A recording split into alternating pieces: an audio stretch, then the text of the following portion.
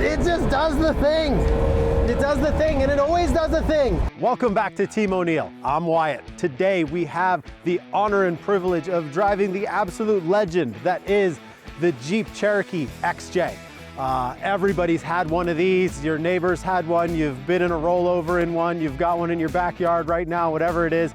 Absolutely ubiquitous. It's enjoyed one of the longest production runs in history. One of the most successful platforms and vehicles ever made.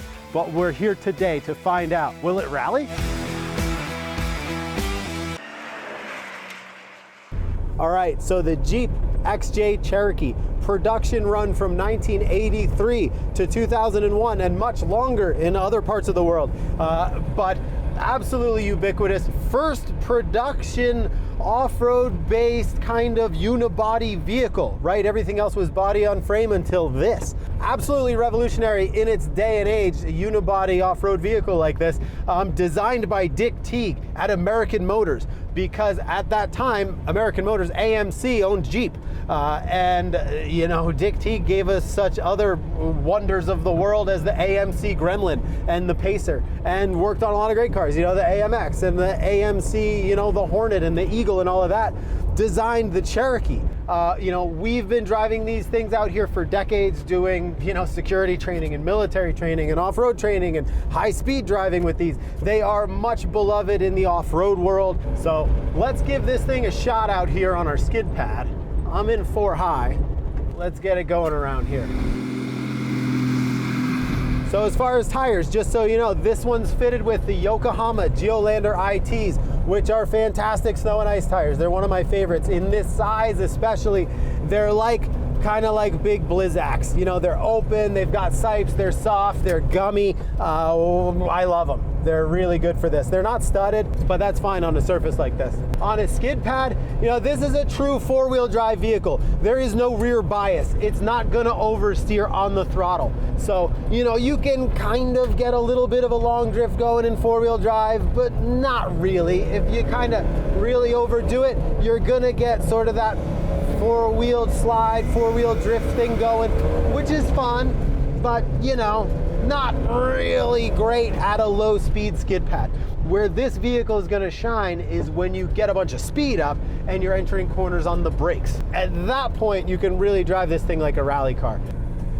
Yeah, there's just so much to be said for, you know, a small SUV with big soft winter tires and no ABS or traction control or electronics of any kind, and just hammering down on a slippery road like this is so good. Zero surprises. Drive it like a rally car. Does exactly what you tell it to do. Never any question, never any hesitation. It's like a Labrador, you know, it's just the family friend that's always gonna be there and never gonna cause you too many problems. Let's get some speed up here. Go, go, go, go, go, go, go, go, go, go, go. Lift, turn, brake a little, counter steer, gas, lift and brake a little, counter steer, gas. We got some big pendulums going. Not a lot of steering angle. We're rubbing tires. Messy, oh messy, but I overdid it intentionally. I wanted to see what would happen. Yeah, we hit the steering lock, counter steering basically a few times there, and the tires rub on something. This one has a lift kit. Yeah, I'm sure it's just a budget kind of it's the suspension lift. It's not a body lift or anything like that. But you know, we're not on King shocks and doing anything crazy with these. We've got a dozen or so of them that we use for many different things. Coming down the hill, left foot braking, gently, gently, gently, gently, gently. Too much speed. I'm not going to make that one. A little bit of brake. Turn back. So I'm driving beyond the limits of the tires and the suspension of the platform and the weight, and it's actually, maybe it's just that it's icier than I think it is. That could very well be. Let's get this thing going here again. Just focus on lines. There's so much to be gained by just being early, staying on a good line, and not getting late. It's not a heavy vehicle. It really isn't, and a lot of that's because it is that unibody. You know, it's not, you know, super light, but it's definitely lighter than a full body on frame job.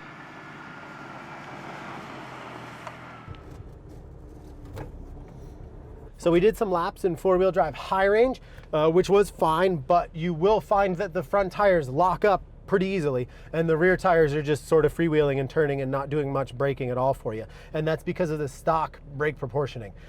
So we put it into low range and we get much more even braking. The front tires do not lock up unless those rear tires also lock up. You get basically 4-wheel even braking in low range because the drive shafts and the transfer case and everything are locked so solidly that one cannot turn without the other.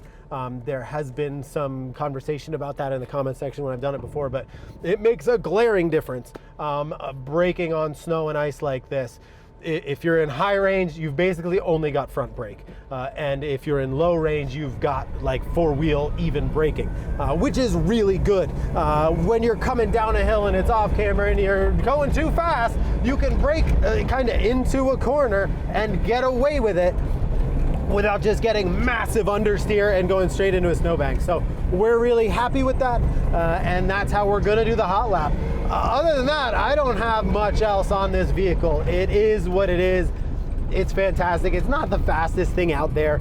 You know, we're probably not gonna break any records, but boy, it is predictable and it's good. And the automatic transmission is fine. It's exactly what you'd want. And you stay on a good line and you get it turned in early. It's getting icy. Yeah, you gotta focus for a second, pulled it off, there we go. Yeah, hit full lock counter steer, and we pulled it off.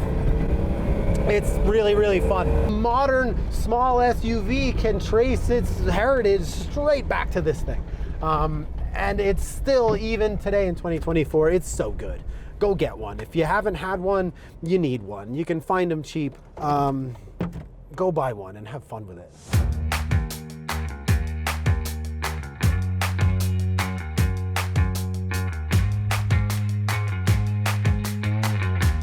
All right, coming in hot, dropping in 10 seconds. All right, so the Jeep Cherokee XJ, nothing left to do but do it. 3, 2, 1, go. A little bit of mud off the line here, kind of slushy and gross. Spring in New Hampshire. Onto this little bit. Might get a little bit of grip. I'll take it. Tightens up here. Not my favorite line there, but we'll go. All right, straight away, up ahead, hard left, downhill, very slippery. Braking smooth and early. Set up a pendulum without overdoing it. Down into the tight part, back to throttle, and go. Everything we got here, turn in before the crest early. Little sideways there, but we like that. This one tightens late and turns back, hard left, into a hard right. Oh, yeah. And it just does the thing. It does the thing, and it always does the thing. And it doesn't matter if your steering angle or your brake position or any of the variables are different, it always does the same things. Which means we can go for it, because that reliability and dependability, we always know what it's going to do, so we can drive it pretty hard. Oh yeah, we're happy. I let it go to a little bit of understeer there. Accelerated just a little too early, but I like my line on the finish. Okay, medium left, stay in over the crest. Nice. Into medium right, over a small crest, opens. Speed here. Floats over these bumps, always a little scary. Braking nice and early. Down into the hairpin. I mean, what more do you want there? Down the hill, into this hard left. Slippery is always braking early.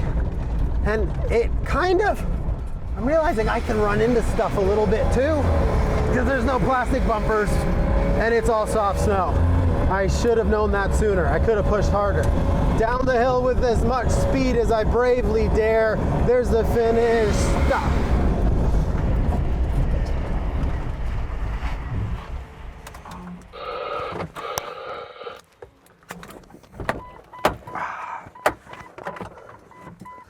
So we did it in 2:17.09.